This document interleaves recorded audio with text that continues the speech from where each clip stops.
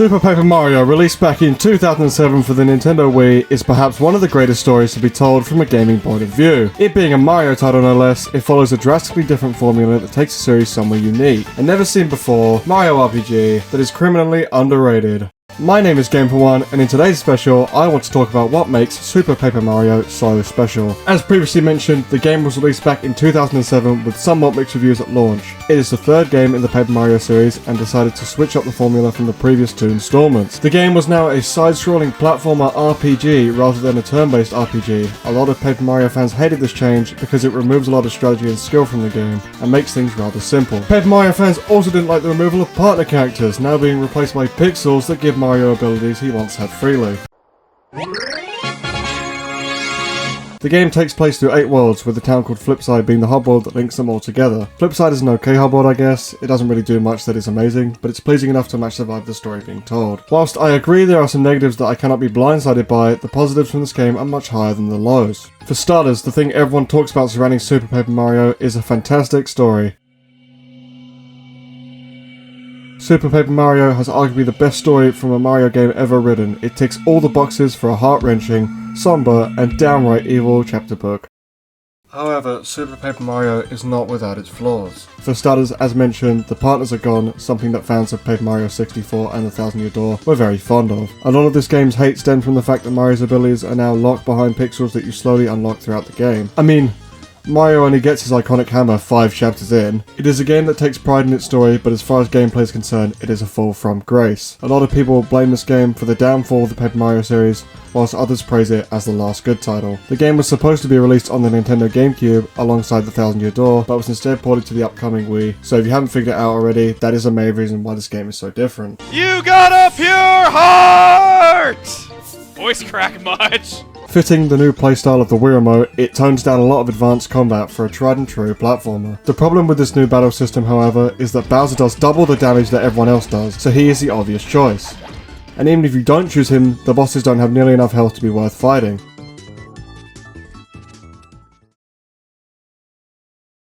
With every world you unlock a pure heart that will lead you to the next world, with more pixel abilities and characters being unlocked. That's right, in Super Paper Mario, the mustachioed man in red is not the only protagonist. We have 3 new playable characters being Princess Peach, Bowser, and of course, Luigi. Each character offers a unique playstyle, with Bowser dealing the most damage, so you're going to use him during most of your combat.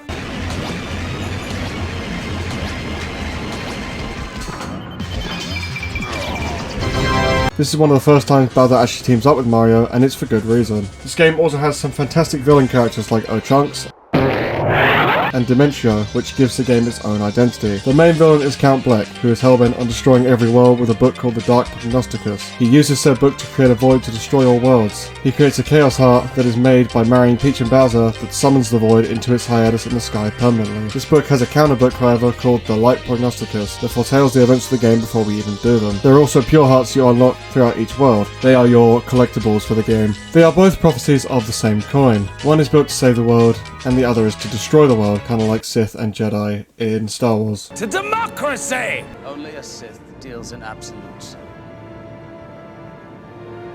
I will do what I must. The game's story takes little breaks in between chapters to tell more of the story between 2 characters who are in love, but are banished from seeing each other for being 2 different species. We later find out that it was Count Bleck, also known as Blumiere, and Lady Timpani, who is our butterfly companion throughout the game. They were 2 different tribes and forbidden from being in love together. Being too close for his liking, Count Bleck's father sends Timpani to wander through an infinite void of worlds until her games are over, which leads her to Merlon, who transforms her into a butterfly form to keep her alive. Merlon is a sort of central hub for hints and story progression. He acts as your guide for the Light Prognosticus. Timpani and Blumiere's love story is tragic. Losing the one person he cared about, he steals the Dark Prognosticus to seal the fate of all worlds forever. With no hope of ever finding her, and life being meaningless to fulfill, he attempts to end all worlds indefinitely. It is until they reunite at the end of the game, where they are forced to be married together forever to counteract the Chaos Heart. The power of the 8 pure hearts at Mario and Co. are not enough to stop the Chaos Heart alone. Dementio takes control of the Chaos Heart in an epic twist that leaves the fate of all worlds hanging in the balance. The love of 2 strong individuals is the only thing that can counter the wrongdoings of the Chaos Heart now, but both parties' games are said to be over. With that, Lady and Timpani and Blumiere say their vows and part ways from reality forever, saving all worlds, and being left in a place where they can be happy forever, together, where no one could drive them apart.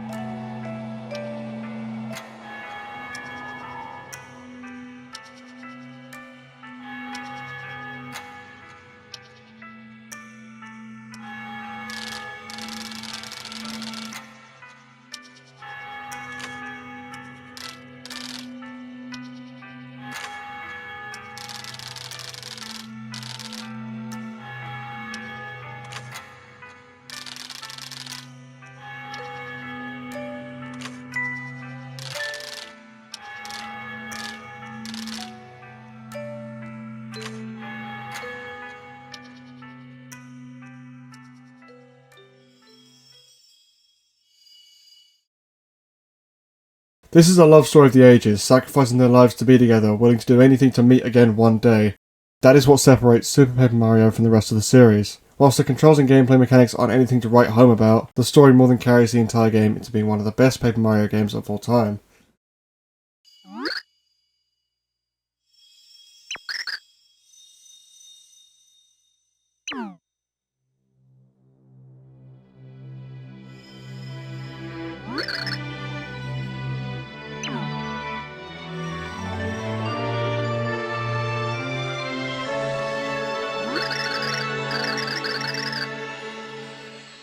The villains are twisty, the story is fantastic, the gameplay is average, and the fucking music, oh my god.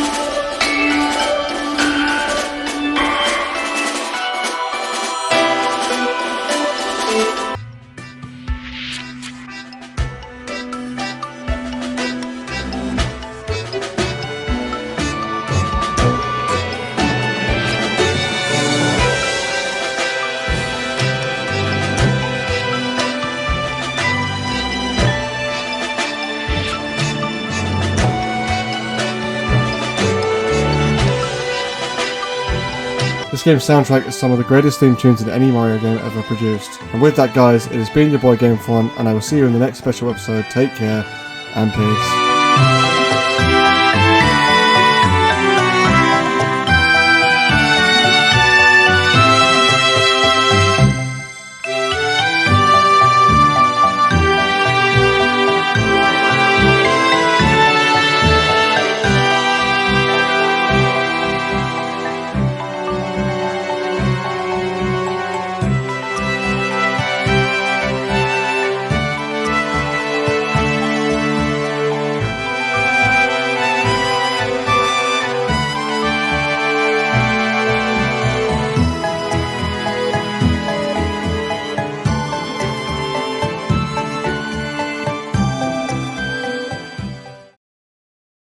Hey, smoking up a J, ooh, ooh, ooh. Think I done fell into a maze, ooh, ooh, ooh. Yeah, but shawty, I'm okay, ooh, ooh, ooh. Probably 'cause no one